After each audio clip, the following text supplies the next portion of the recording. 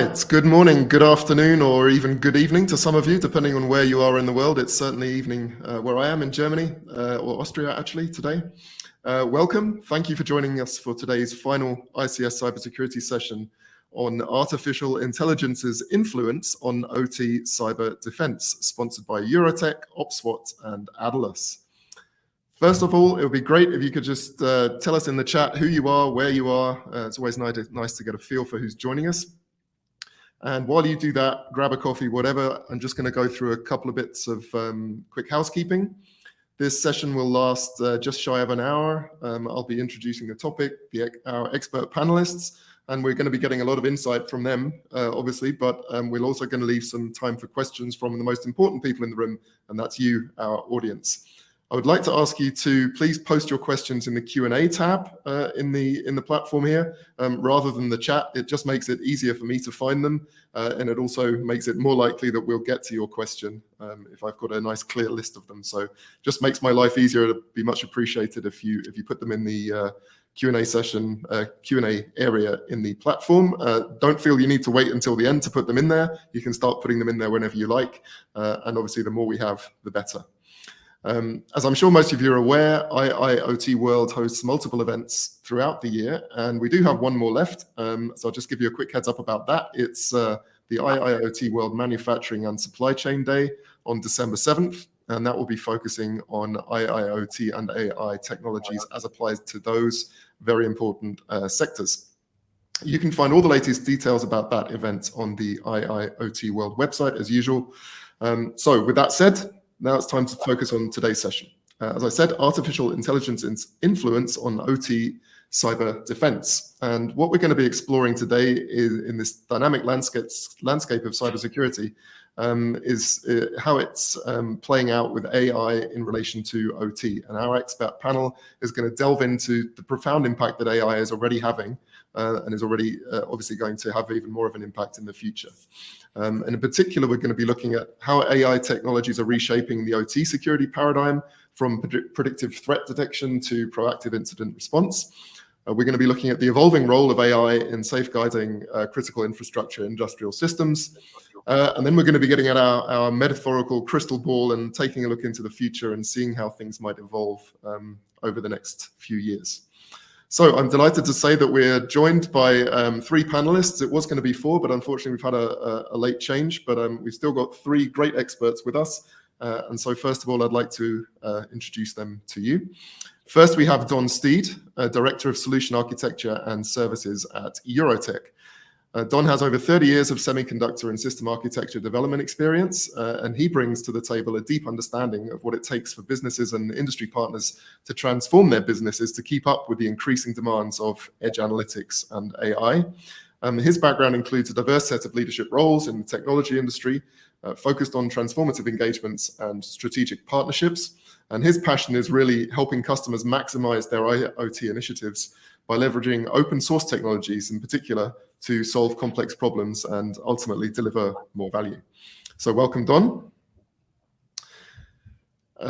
Next up, we have Matt Wisman, who is Senior Product Manager, at OpSWAT, managing the OT product line. His focus is on product engineering, marketing, and cybersecurity strategy. And he has experience working in large industrial organizations and has worked to provide comprehensive cybersecurity solutions for all the key critical infrastructure industries. His passion for cybersecurity comes from the love of solving unique business cases and deciphering complex problems. And I think we can all agree that this is one area in which there are plenty of those. And prior to joining OpSWAT, Matt served in various cybersecurity strategy roles and global marketing leadership roles at Honeywell. And last but definitely not least, we have Eric Byers, CTO and board member at Adalus.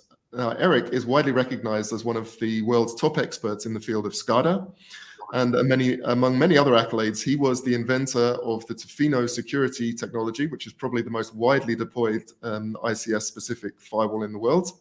He founded the BCIT Critical Infrastructure Security Center and shaped it into one of North America's leading academic facilities in ICS security.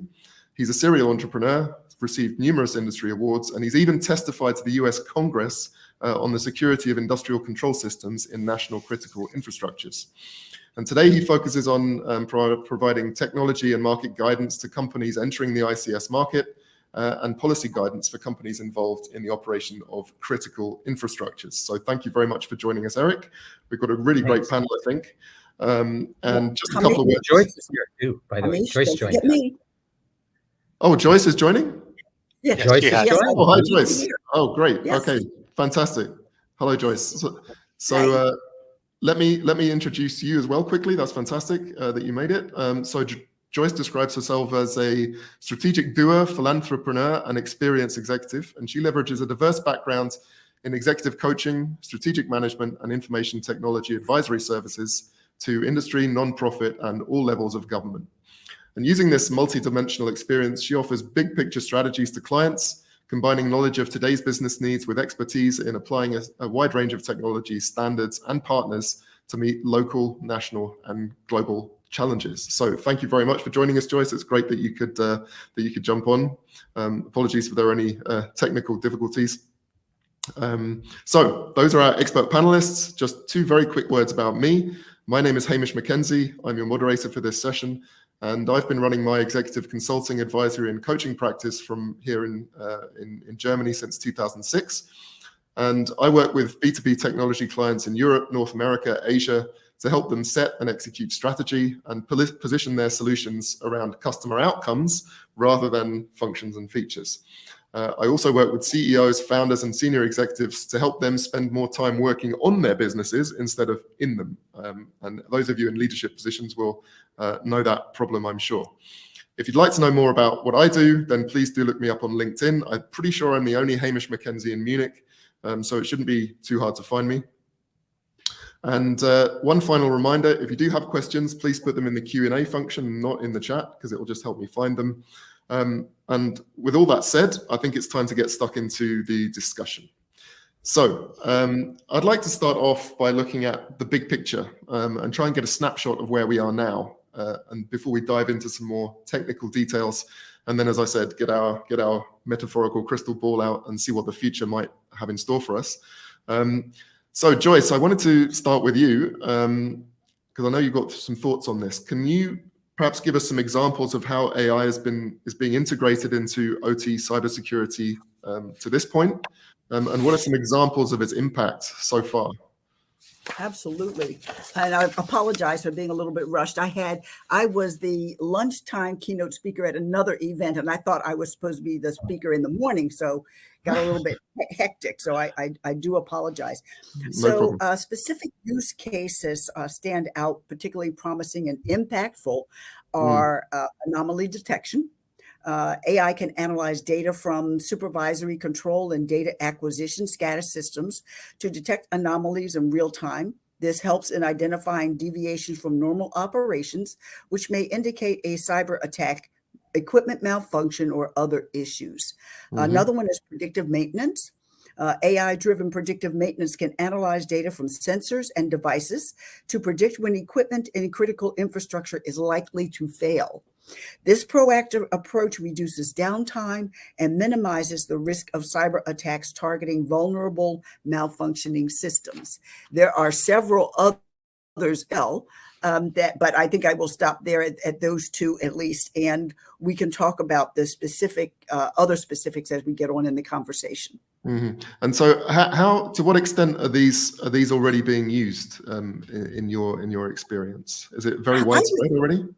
Yeah, I would say that particularly for the security, information, and event management, companies are already using that. Federal government agencies are already using that.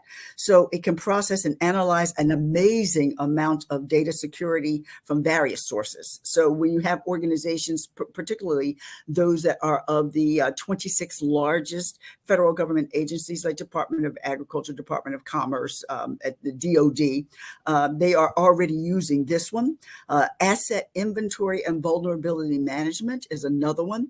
The USDA just awarded a fairly large contract at the end of the fiscal year for this particular opportunity. because AI can help organizations maintain an up-to-date inventory of their OT assets and their associated vulnerability. This is critical and crucial for our understanding of the attack surface and prioritizing security measures. And are there any other industries which are particularly kind of using this? They're further down the road than others, apart from the government area that you already mentioned?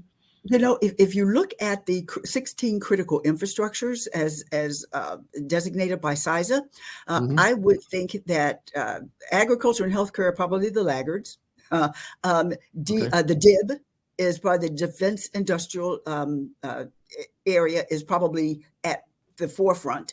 I would say that maybe water is next, or energy. I'm sorry. Energy is probably next on that list. And then companies, I think almost every single corporation who has not been hacked thus far, I guess MGM has learned their lesson, huh? So I would suppose that some of those organizations, I would have, to tell you the truth, I would have never guessed that MGM would have had everything on one network platform. Never. I would have thought for sure they would have had segmentation and, another way of being able to, keep at least some portions of their enterprise up and running. But I was really, really surprised. So I would say probably the energy field, defense industrial base, and probably water and wastewater management because of the hacks that have occurred in the last 5 years. Right. I wanted to just open that up to the other panelists. Then, do any of you other guys have some examples of how AI is already being used and being integrated into OT cybersecurity? Yeah, I'm happy to throw in a few. There's what we're seeing is whenever there's a case of a human being having to do a lot of repetitious, fairly repeatable work. And a good example that we use, and I'll talk about more later, is vulnerability association. Vulnerability association, reading those darn documents and trying to figure out if that applies to your product is just a massive waste of time. And it's something humans can't keep up with. There's just too many vulnerabilities and too many products. So we're seeing that's an area that we end up, our company personally has spent many, many years making sure that you can take a document from a PLC vendor and associate it that says there's a vulnerability and associate it to the right gear. So that's one example. I don't totally agree with Joyce that the water industry and the water guys who are listening to this call will kill me for this, but I don't actually think they're on the bleeding edge when it comes to AI. I just don't think water's got the cash, but I do agree with energy and the defense sector. And I also would say the medical industry. I've seen some real good progress in the medical industry in the last little while. But if I had to pick my top one, it would be the financial industry. Those guys are very good at, now that doesn't really apply to ICS generally, but they're pretty darn good at using AI in this applications. But yeah, I'll pass it over to Matt and Don. But my thought is it's usually where you've got something that is really killing your analysts' time and wasting their time. That's where AI can really come in and help. And vulnerabilities today is usually everybody's pain. So that's where I see the most application right now. Okay. So Matt, Don, do you have anything to add on that? Sure. Yeah, I think, Eric, those were a lot of great points, as well as everything you said earlier, Joyce. A couple industries that do really stand out to me would be manufacturing, right? Quite like our, oil and gas and process customers, they've got a lot of machinery where uptime is absolutely paramount. They're looking for the same vulnerabilities, and at times, depending on what they are manufacturing, they have the cash ready to to put forward all that leading technology. Oil and gas has also been pretty early to adopt a lot of these technologies. And because I remember writing reports on predictive maintenance quite a few years ago now, and is that really being widely used, successfully used now? And AI is really delivering a big improvement there? Yeah, I'll chime in from an industrial perspective. So I think we're on the forefront, right? What we're seeing, at least I'm seeing right now, is a lot of emerging companies where they're deploying self-training AI, and that's really helping. I think prior you were having to build custom algorithms, you had to have data scientists in-house, and now I'm seeing really a lot of companies that are focused on very specific verticals have self-training models, and this is really starting to help where those can tune for the specific environments and the equipment and the variables. So I think it's on the forefront. I haven't seen it super strong, but now it's really starting to emerge, in my opinion. Okay. I think in some cases, although nobody's going to admit to it, okay, but behavioral analysis and user monitoring. Nobody's going to say, okay, this particular corporation is utilizing it, because then it displays kind of like mistrust of your employees. So a lot of folks are very concerned about insider threats. So, they're using AI to do this behavior analysis. Mm-hmm. Actually, I have an example where it's not being used in a Big Brother type mode, and there's a company in Toronto. I can't remember who it is, but they monitor and analyze what their best security analysts do on their SOC, and then that is used to then summarize and be used for training for their less performing analysts. And so it's actually quite an interesting application of AI. I can't even remember the name of the company, but I remember watching this, and that's another example. And again, it goes to, employee monitoring, but it's being used in a very, very positive way. Yeah, I mean, I think that's a very important point. There are a lot of concerns over the use of AI, but there's also huge opportunities for it to do positive things and to do good, as well as as well as some of the potential consequences. And while we're on that subject, that's what I wanted to move on to next, because leveraging AI in OT environments does obviously potentially have some pretty big consequences, just as it does and is already starting to have big impacts in the rest of our business aspects, lives. But that doesn't necessarily mean that we want to rely on it completely. Of course, there's always going to be a balance in certain areas that needs to be struck.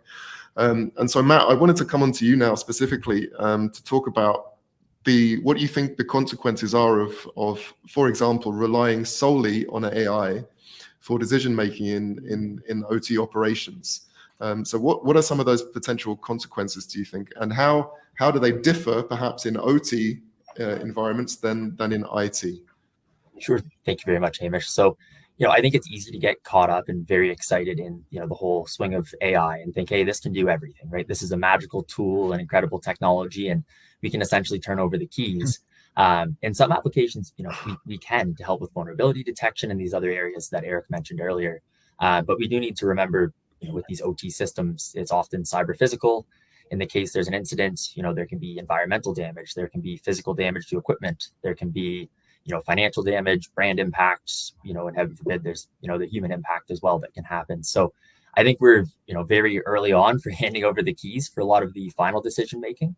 But these AI tools are incredible for cutting through the noise, helping our teams that are already often strapped with responsibilities, giving them a better view and, more clean and tidy information for that decision making that's so paramount. When we try and build out these different tools and technologies, it is amazing what we can do. To try and clear a lot of that noise that can often frustrate operators. But I think we need to keep in mind at the end of the day, we still have a human, making that final decision and the final call. It's something, a lot like autonomous cars. It's a super exciting idea. It's very cool, but we've seen that there's, obviously some very massive impacts that can happen there as well. So definitely something to strive towards to, alleviate, a lot of the burden that can rely on our operators. But I think we're still a little premature for that today.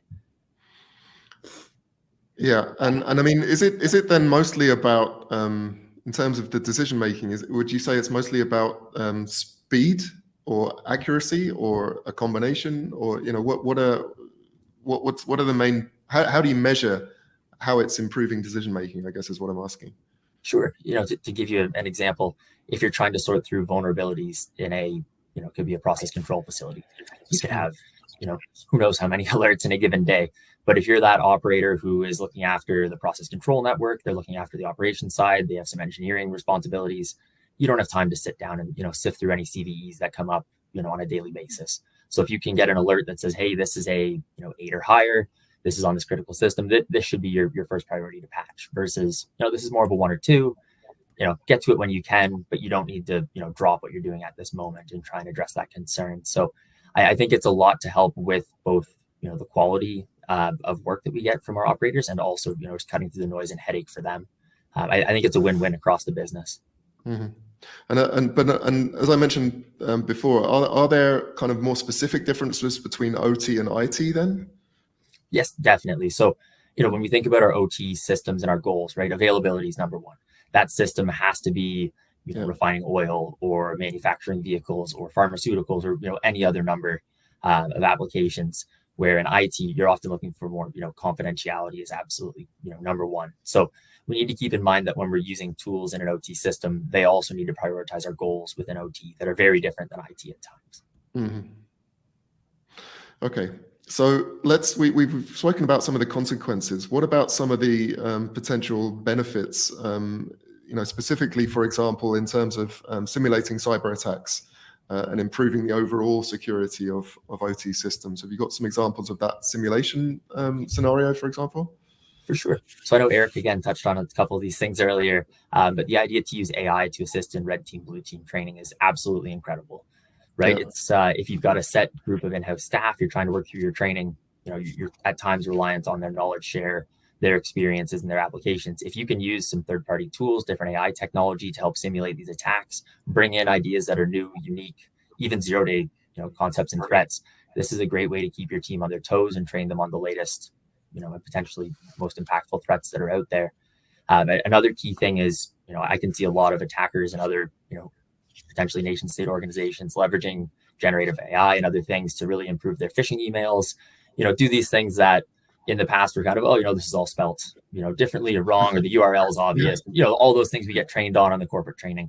But for our internal teams and our internal IT staff and OT staff to be able to leverage these tools, create, a more polished phishing email, send it out to your team, catch them and train them, use these tools for awareness as well. Simulating a cyber attack can be, a simple phishing email to your operations staff, see who clicks on it, and use these tools to try and, better train your own staff in-house. Okay, so training is a huge topic by the sounds of it. Does anybody else have examples of how it's being used in that way? Yeah, actually, I was for training purposes, I saw a really, really interesting booth today at the trade show I'm at. And what their company is doing is they make game simulations for red team, blue team training. And they were using AI to basically build out the model of the attack scenario and the environment. So in my example, I said, hey, let's go do red team, blue team in a pulp and paper mill, thinking that would be a hard one for them. And actually, they were able to use AI to build a pretty realistic simulation of a pulp and paper mill where these attackers were going to fight it out, the red team and blue team. So that's an example I've seen in training right now. Some pretty exciting stuff. Pretty making it relevant to people, Okay, great. Joyce, Don, anything to add there? I think Matt covered quite a bit of area there. Yeah. Okay, cool.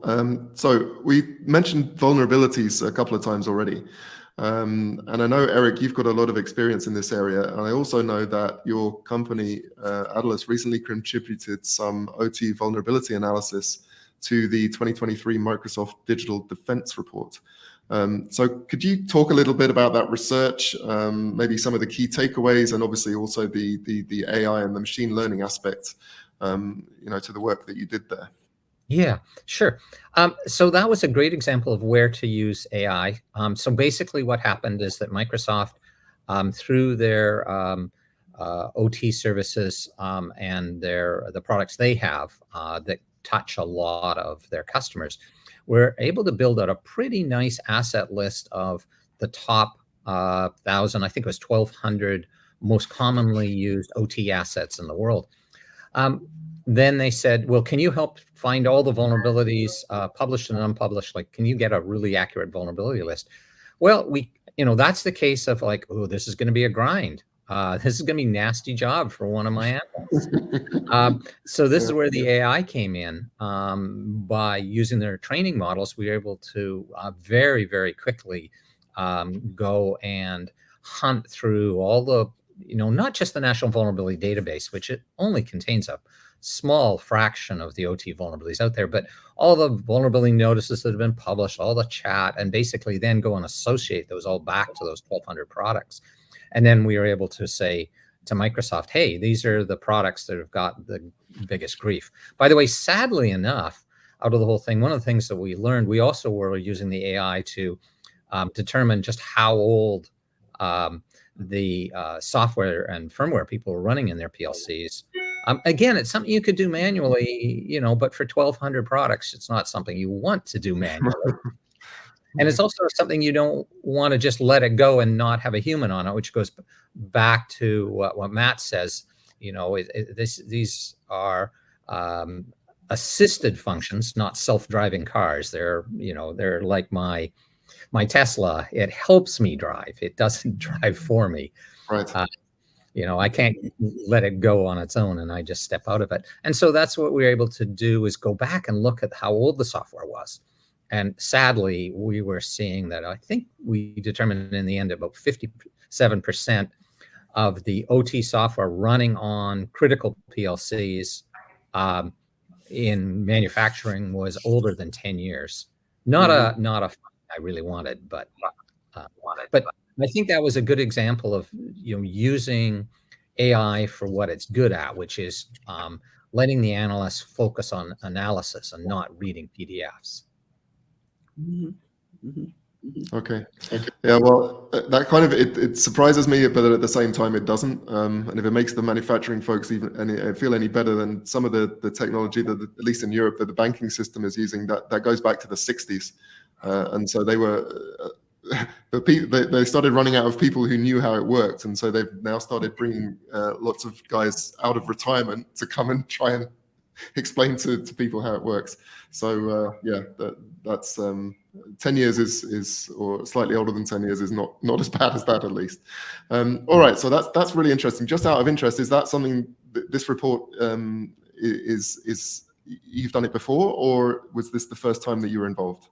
This is the very first time we were involved with Microsoft on this report. And if you're looking for the report, by the way, just Google Microsoft MDDR 2023. It's a free report on the state of not OT security particularly, but just cybersecurity in the world. It's a cool report. First time I've ever worked with them. Really professional crowd too. Okay, fantastic. I think a lot of us will be taking a look at that. All right, so I think it's time to get into the weeds a little bit, which will please the more technical people among us. I want to come to Don, who I know has some great insight into some of the nitty-gritty of implementing AI in OT environments.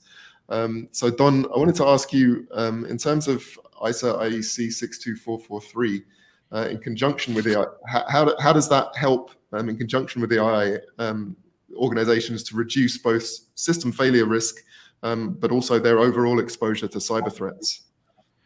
Yeah, I think touching upon what the panelists have talked about, one of the importance already, obviously the AI. What we're trying to detect is normal device behavior, right? So anomaly detection, and I touched upon a little bit about self-training models and those things, right? But what we also have to be aware of, is Joyce mentioned, right, is internal hacks potentially, right? Yeah. And so even your AI model, right? How do you know somebody hasn't put a nefarious AI model in the system, right? So this is where having a security infrastructure, a security platform, IEC 62443, through ISA, is a cybersecurity standard that is, to be built upon, right? So it goes layer by layer, and then by standardization, you're sure that, say, the hardware layer is built so it has, direct access, prevention from being hacked in that way. And then you're going to layer 2, and then your application layers, right? So if you have a standard architecture, this is going to help with your algorithm, right? Because your algorithm then has standard architecture that it knows how data is flowing. It knows, that it's secure by design, and it's using a zero trust infrastructure. So this is, don't forget, kind of back to what Matt said, right? Where your AI, you have to know the platform it's running on, the software it's running on is secure before you can trust the AI even. So it's an important point to have that architecture. And then back to, we didn't talk so much about how the inference model is generated, or how these different AI are generated. The more consistency you have in your structure, typically the better the model can be trained and perform. Right. And so from your perspective, should organizations consider using AI to make OT autonomous control decisions to help mitigate these cybersecurity threats? Yeah, it's an interesting question. It goes back again to, what Eric and Matt were just talking about. We know that there is a lot of vulnerabilities still out there at the PLC level. Yeah. And a lot of what OT systems historically have been has been monitoring, setting alarms, more of, being having some detection, and then having human intervention, which we said is a good thing now because AI isn't necessarily mature enough in the algorithms. But as the maturity comes along, right, what Matt talked about is if a system goes into failure, if it has been compromised, this is a very expensive effect on the company. Mm. If your AI detects a serious threat or anomaly, would it not make sense to shut that machine down in a safe way, or some other mitigation types of efforts in an autonomous way? So we're not there. I'm not saying that that's where we are, but I think as AI starts to evolve and become more mature, then it does open the door to taking some more autonomous decisions, or at the very least, maybe a machine that seems in a critical state, shut it down. Don't let it operate. Don't let it move into failure. And really cause some problems. And that's where maybe just a simple autonomous type of control could have a big impact on the companies. Yeah. But as you rightly pointed out, downtime costs a lot. It's like it can run into millions a day, right? So yeah, is it ever going to be kind of desirable or practical to let that happen completely automatically, or is there always going to have to be that kind of preemptive shutdown? I mean, or is there always going to have to be a human, human pair of eyes double checking it? Yeah, I think it really comes down to the risk reward type of trade-off, as you're saying, right? If you say, okay, well, I always want human intervention ultimately to make the decision, and then there's a cost for that, right? If something does fail or it's very compromised, and unwinding that can be very expensive. So it's really a cost trade-off, I think, that comes down to the organization, and to also have layers, right? If your algorithm, has deep levels of analysis capabilities, then your responses could be even layered, right? Where you can say, this is the highest, most critical one. And then that warrants taking an autonomous operation, versus some of the other ones where Matt was talking about noise, is right. AI is going to start helping filter that noise and prioritizing the threats. And I think that, ones that meet that highest critical or vulnerability threat are ones that maybe autonomous makes sense. And then the ones lower level are ones that you say, okay, now we need human intervention to ultimately make a decision to, how to address that alert or that alarm. Okay, so yeah, I mean, like most other things, it's not a blanket solution. You take it on a case by case basis and or a scenario basis, and make the decision based on what makes sense. Yep. I think that actually should be part of your data governance protocol, right? So, being that data governance implements both data quality and integrity controls to ensure the reliability of the data itself. So while you're, like you're saying, security by design, if you're, putting security first before you even put pen to paper or code to paper, then the governance will actually tell you what should be involved, whether there should be human intervention and when, and so it should give you those directives. I think we've got a long history actually of automation. I mean, this is just AI is just another, in my opinion, another extension of automation. We went from pretty basic PID control for automating plants to advanced process control when I was a young engineer. And the question has always been, at what point do you have the PID loop run that control valve? Well, we've pretty well decided now, we've had enough experience that for the most part, PID runs control valves pretty damn good, but you never just say, well, we don't need an operator anymore. We don't just walk out of the control room. We have those boundaries where we make decisions around like, hey, if this happens or if these conditions occur, then get the operator in here. But as long as we're staying steady state normal, let the PID, advanced process control or AI or whatever, run the system in steady state with a human overlooking it. And I think we've got a long history of knowing how to do that well. It's particularly in ICS OT. It's not new to us to understand how to get automation and humans to work together. Yeah, no, I like that. And I know you're a very optimistic guy, Eric. So I appreciate you injecting that note of optimism into it, because I think there is a lot of, people do get a bit frightened about all this stuff sometimes, and I think we underestimate ourselves sometimes when it comes to these things. All right, there's just one more thing I wanted to cover with Don. Obviously, for obvious reasons, OT systems have been traditionally very closed to protect them from external interference. But so why, Don, is it so critical to have a frequent and secure OTA firmware mechanism as AI becomes more prevalent? What's the kind of intersection there? Yeah, I think there's two combinations, and Eric touched upon it. First of all, we know that there's still a lot of vulnerabilities out in the OT space, and we're opening that up now to people who are going to try to exploit that. And so your AI, as good as it can be, it's only as good as the latest threat, as we talked about, right? So your AI has to be able, your models have to be updated, regularly. And obviously you want to do that in a zero touch way. You don't want somebody with a USB stick going to a piece of equipment and updating the AI algorithm.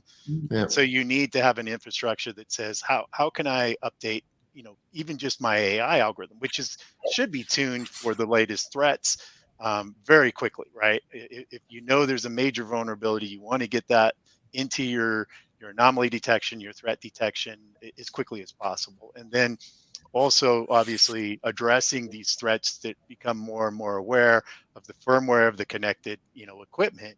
You want to be able to update that firmware in a zero-touch way as well, right? So this all has to become automated in a way that is trying to minimize human intervention, because back to that, IEC 6443, right? You're trying to take the human element out of it, because some of these attacks come from internal, not always external. And so you want to even have signing of your AI model is an important thing. So make sure your certificates are being updated, and your signatures and your indicators. So if you don't have an over-the-air update secure method to rapidly be able to do that, you're leaving the door open to be exploited. And AI is going to make that even worse, because it's moving very fast. So the bad actors are using AI as well, right, to find even more threats, so in ways to penetrate the system. So they're moving even faster than before by leveraging AI as well. Yeah, I think that's something maybe we don't spend enough time thinking about, is that the other side is also leveraging it. And perhaps in some cases can do it faster than, or perhaps in most cases can do it a lot faster than large what are sometimes large, slow-moving organizations. So good. All right. Thank you for that. I want to now, because I want to make sure we have some time for questions. We have had quite a few come in. So just to round things off, we've talked a lot about how what stage we're at now. And I think to round off the main part of the discussion here, it would be nice to look into the future a little bit from a couple of aspects. And so, Joyce, maybe I can come to you first on this. As the AI technology advances in the OT space, what do you think are some of the new challenges and risks that are going to arise? And to what how ready do you think the regulatory bodies are to cope with that? Interestingly enough, I don't think the regulatory bodies are ready, especially particularly in this country, because a lot of times you find that we make decisions, collaboration by committee, and instead of the government, all of these nation states, the government says and they do. We are democracy. We believe everybody should have their own input, so we put things out for discussion. To come out in the Federal Register, everybody talks about it for a while, and then they get together and finally put together something, and it is implemented. So I don't think we move as fast as we need to. I think that sometimes we put our foot into the water, like this new SEC regulation for boards and C-suites. It does not go as far as it should, as far as making the directors and board members be accountable for their cybersecurity deterrence within their organizations. So I don't think that we are as ready as we think we are, and I don't think we are as ready as we should be. Now, what we can do to mitigate some of that, I believe, is to put teeth in those regulations. We try to do the carrot and stick thing, and it does not necessarily work in some areas. And I think cybersecurity is too critical for us not to have the stick be more, I guess, stickish. I believe. Yeah. So I think that we're trying to get there, but we're not moving as fast as we should. And I just don't think that we're keeping up with all of the threats that are going on in the world today. In fact, in my last, this morning at my keynote, I quoted something from Sneakers. I don't know whether you remember the 1992 movie Sneakers, but Cosmo is, and this is from 1992. He said that you basically consolidating it. He says information is everything. Those that have the information have the knowledge. So, I don't think that we are in the position of, we are in the position of, but I don't think we are really sharing and collaborating using those 3 C's: collaboration, coordination, and communication. We're not doing that. Okay. So let me open that out to the rest of the panel then. Any thoughts on the new challenges and risks that are going to evolve in the next few years?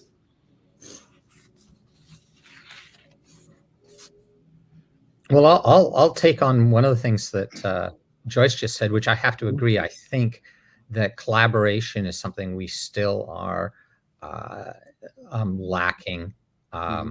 The ability to collaborate between industries and within an industry, between companies, and then as well in between what our intelligence and security agencies find and corporations. There's always that wall that was built up in the Second World War that really kept the intelligence agencies away from talking to corporations. That doesn't exist in some of the nation states that Joyce was referring to. The cybersecurity agency is quite happy to talk to the executive of the petroleum industry to help them in any way they can. So we don't have as much collaboration in Western countries, in Canada or the US or Europe, between intelligence gathering and operators.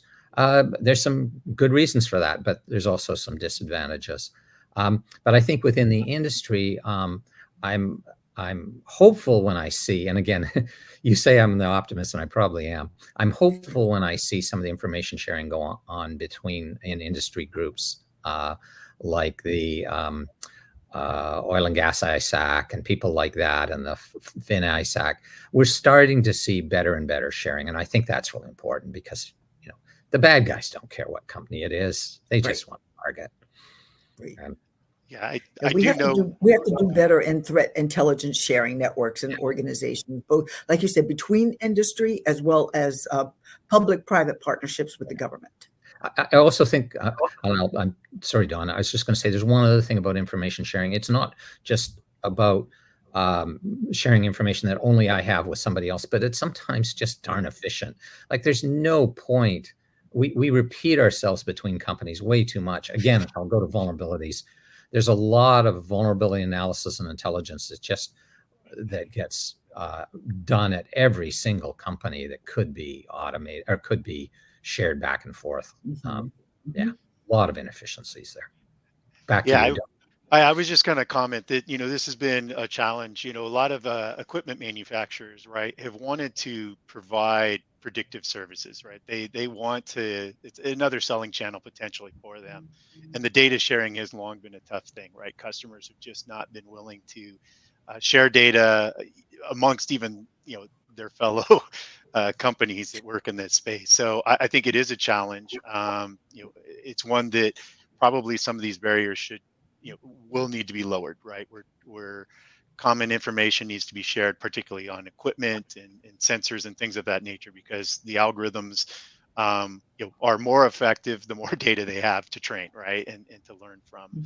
But of course, if data is shared and more open, obviously the people, the bad actors, also can build upon that and find those vulnerabilities. But I think communicating at the equipment level, the threat vulnerabilities, but all the way down the line, it is a challenge. And then the more data that can start be shared between the plant operators as well as the equipment manufacturers, I think we can make better algorithms over time. All right, great. So let's I just want to go quickly around the room with one final question before we head to the audience questions. And if I can ask just each of you in turn. So what advice would you give to professionals and organizations who want to try and stay ahead of this now, or stay as much in touch and ahead of the game as they can in terms of AI and OT cybersecurity? Joyce, can I have your thoughts on that? Yeah, staying ahead. This landscape is dynamic. It's constantly changing, and we have a commitment, a absolute commitment to continuous learning, collaboration, and adaptability. Instead of those who are adapt will live on, by following those guidelines, professionals, organizations, government can build a strong foundation for securing their critical infrastructure and industrial systems against evolving cyber threats. Without those, we're doomed to fail. Okay, thank you. Eric? Yeah, I think one of the things that we've learned, and I would say, is don't just try and roll it all in-house. There's been so much good work done out there. If you're suffering, your company's suffering from a problem, vulnerabilities or vulnerability handling or whatever, the company down the road has got the same problem, and every other company. So the problems are pretty repeatable, and lots of people are tackling it. So I think the thing to do is don't try and roll stuff from scratch. Go out and see what's out there, see what tools that somebody's already trained and built and tested the models, and take advantage of it. But don't try and build your own control valve. Okay, thank you, Matt. Yeah, great point, Eric and Joyce. I think another key thing is just knowledge share. Going to things like the IIoT World ICS Cybersecurity Day and great panels like this and opportunities to try and learn from other colleagues and other peers. Attend things cross industry as well. I can tell you, having spent a lot of time in the oil and gas space, getting to attend some nuclear conferences, I had new ideas and different things shown to me that I'd never thought of before. There's a lot of little pockets of great data and information. I think it's just a matter of trying to start that conversation, and you'll be blown away by what you can learn. So hopefully, over time, organizations stop looking at, vulnerability management as a competitive edge and more a, help each other for the greater good. And I think we'll see a lot of benefit from that in the long term. Yeah. Fantastic. And last but not least, Don.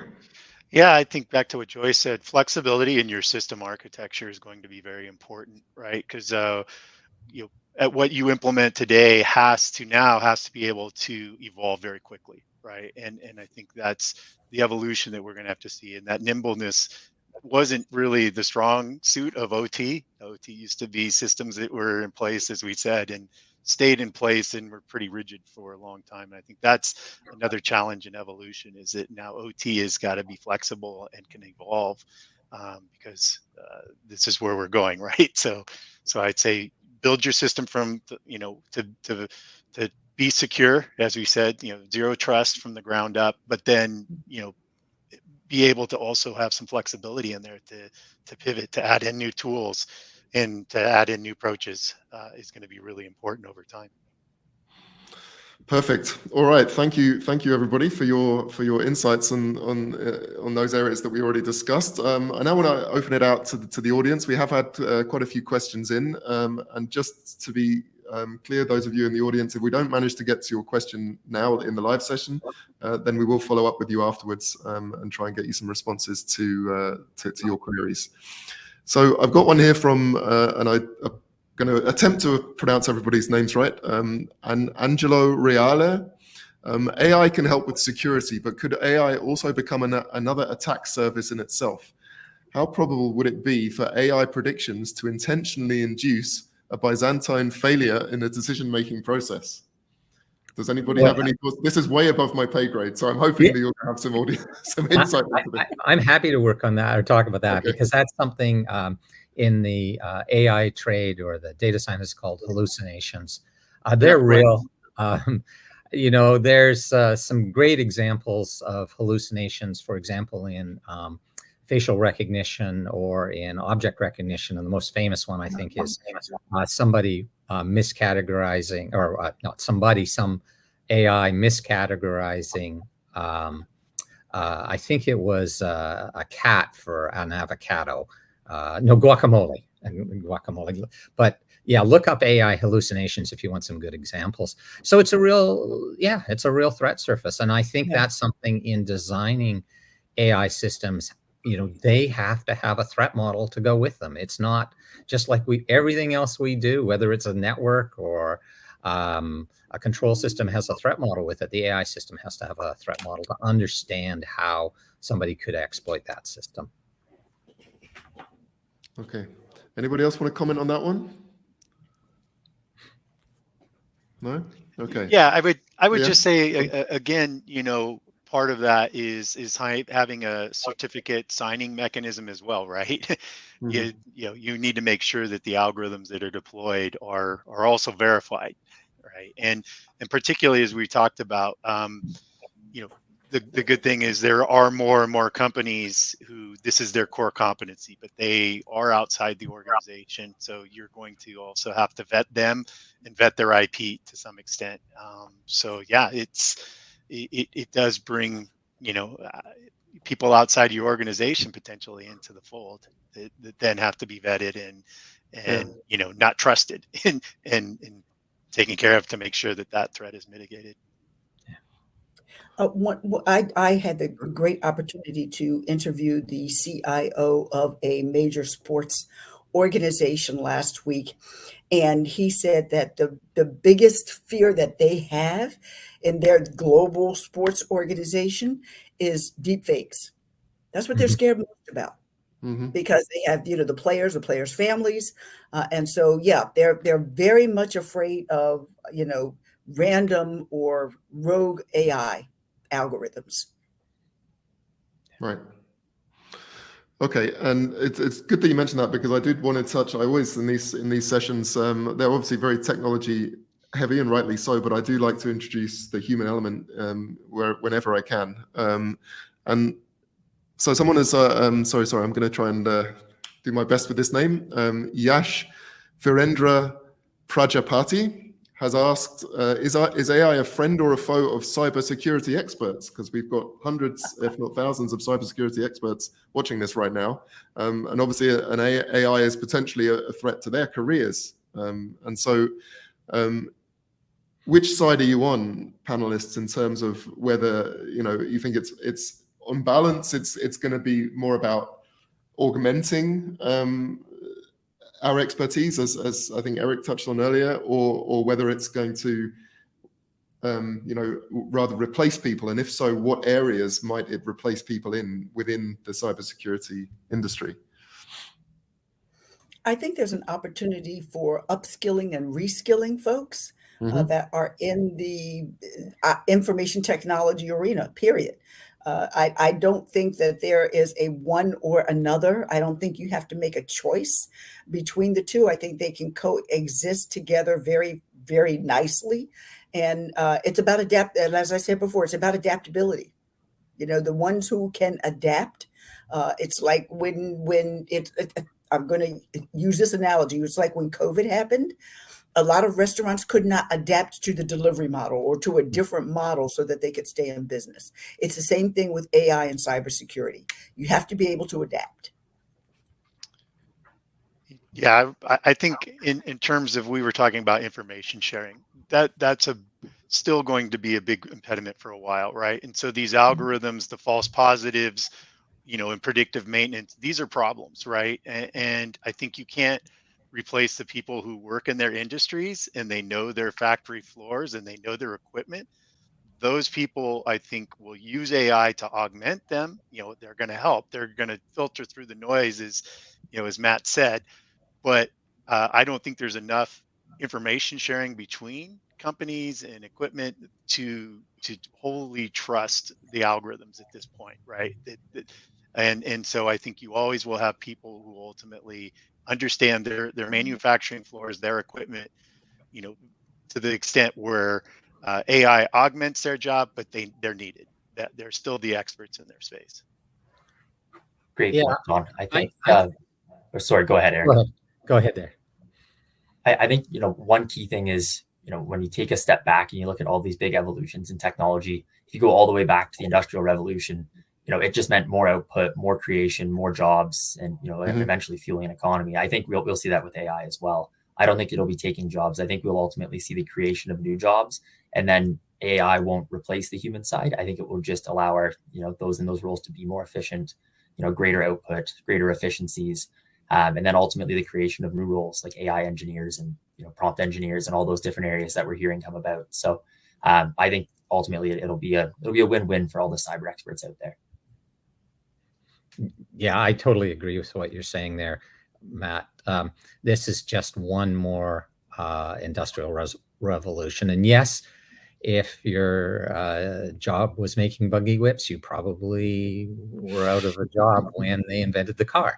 But and for cybersecurity experts, I don't think it's going to eat our jobs for a long time. There's such a shortage of cybersecurity experts.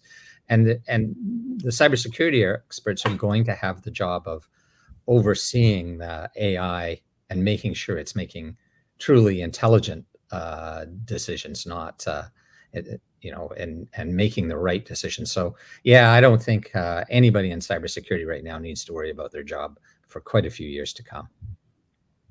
Okay. All right. I think we're pretty much out of time now. And as I said, we will get back to the people who questions we couldn't get to. But I just want to say a big thank you to our panelists now for their insights. A big thank you also to the sponsors of the session, Eurotech, OpSWAT, and Adalus, because without them, we wouldn't be able to run these events. And of course, thank you all for attending the event and for your great questions. I'm sorry we didn't manage to get to as many as I would have liked, but hopefully you found the discussion very useful. I certainly found it very interesting. So I think overall, a really good session.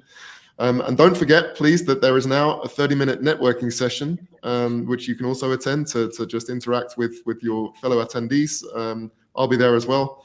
And we'll pose another few questions back to you, the audience. So if you can attend that would be great. And otherwise, enjoy the rest of your day. And I hope to see you at the next IIoT World event in December. Thank you. Thank you, panelists. Thank you, guys. Live long and prosper. Thank you. Thank you. Thanks.